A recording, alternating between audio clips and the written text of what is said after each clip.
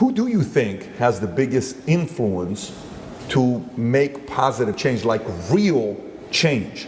Is it the person with the money? Is it the person with the biggest mic?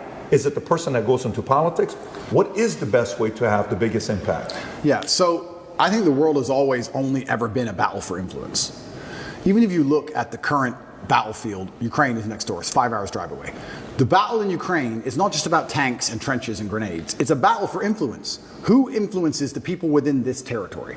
Who is in charge of the thinking, the language, the mindset of people within this geographical area? Every single battle, every single pitched battle, every single argument, every single debate has always been a battle for influence. If you have influence, you're an extremely powerful person.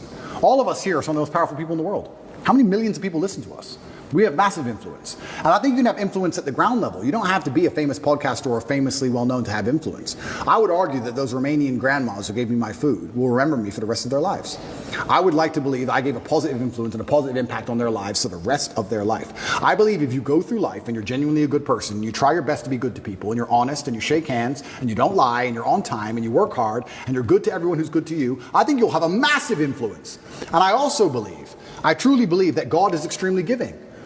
There's the saying, goes around, comes around. Completely true. But I would say it comes from God. God is keeping an eye on you, and he's paying attention to you, and he knows the kind of person you are and the kind of things you do. And I don't believe if you're actually genuinely a good person all of the time, that you're not going to get some goodwill back to you. Look at my scenario. If I was being a piece of shit for years with all these chicks, I'd be in jail. I'd be in jail. I could have never seen this coming. But the fact that I was nice, paid their taxi home, bought them food, looked after them. Are you okay? I know we broke up. I'm sorry. I know it hurts. I just did it. I was nice about all of it.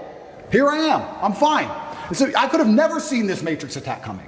It's amazing how what goes around comes around. It's truly amazing. If you're good to people, if you're generous to people, if you're helpful to people, you'd be amazed how much influence you can build up.